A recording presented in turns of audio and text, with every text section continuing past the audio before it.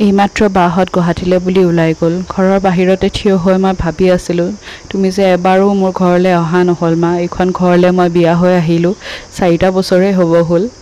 আৰু সদায় তাত সোমাওঁতেই ভাবোঁ এবাৰ যদি মোৰো মা আহিল হয় মোৰ ঘৰখন চাবলৈ বুলি সেইখন দেখিছে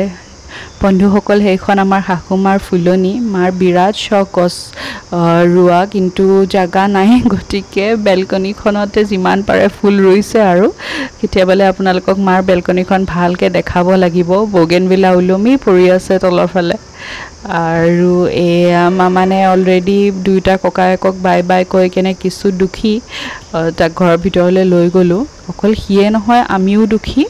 আমাৰো মন হেমেকা দিনটো একো কৰাই নহ'ল ভিডিঅ' মানে কোনো বিশেষ স্মৃতি যেন হাসি থম তেনেকুৱাও একো নহ'ল সেই ৰাতি অকমান হি খেলি আছিলে তাকে ভিডিঅ' কৰিলোঁ এইখন চকী জানেনে দেউতাকে অফিচ কৰিছিলে যেতিয়া ৱৰ্ক ফ্ৰম হোম আছিলে আমি হোজাইত থাকিছিলোঁ তেতিয়া এইখন চকী তেওঁ লৈছিলে অফিচৰ কাম কৰিবলৈ বহি এইখন চকী আজিকালি মামানৰ খেলা আৰু মায়ে গধূলি ফল কাটি আছে ড্ৰেগন ফ্ৰুটৰ বাকলিবোৰ সৰু সৰুকৈ কাটি কেনে মায়ে তাৰমানে ফুল বাগানত যে টাবত দিব আৰু এইবিলাক শুকুৱাই কেনে চব ফলৰে মায়ে এনেকুৱাই কৰে এইটো ঘৰৰ আম দেখিছেনে এটাই লাগিছিলে মানে পকিছে হেতুকে মায়ে কাটিছে আৰু পিছে মামানে নাখালে তাৰ আকৌ আগতে আম খোৱা বিৰাট চখ আছিলে সৰুতে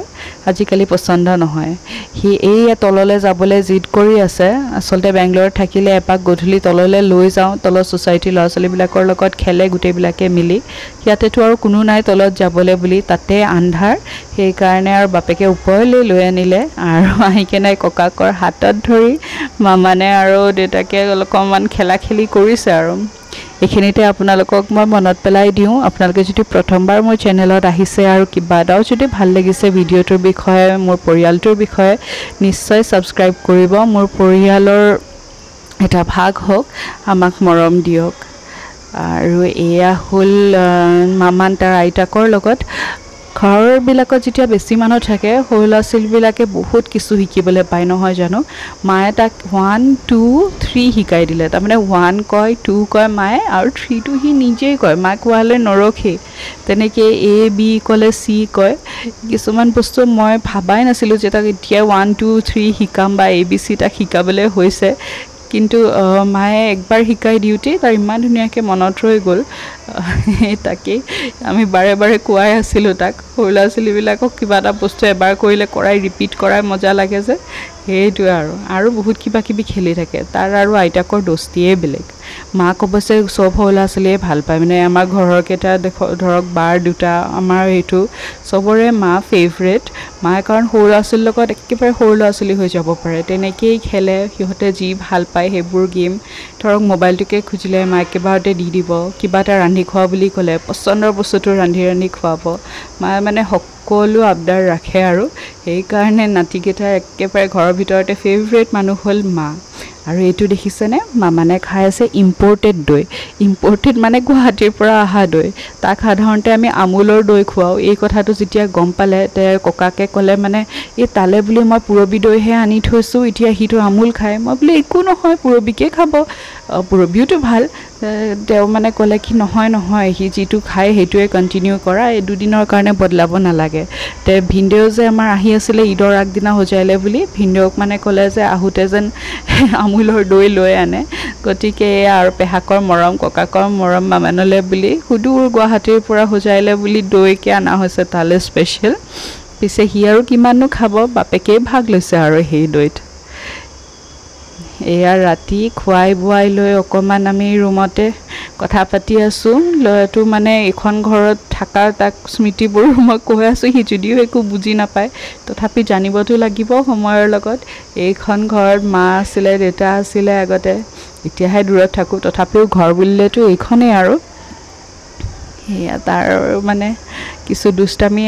কৰি সি তাৰপিছত শুলে আৰু এয়া নেক্সট ডেও ৰাতিপুৱাৰ পৰা কোনো ভিডিঅ' কৰা নহ'ল গধূলিকেহে এপাক ওলাই আহিলোঁ একেবাৰে ঘৰৰ ওচৰতে থকা বৌগৰাকীৰ ঘৰলৈ আচলতে এয়া আমাৰ বৰ্তাৰ সৰু ল'ৰা তেওঁৰ ঘৰ আৰু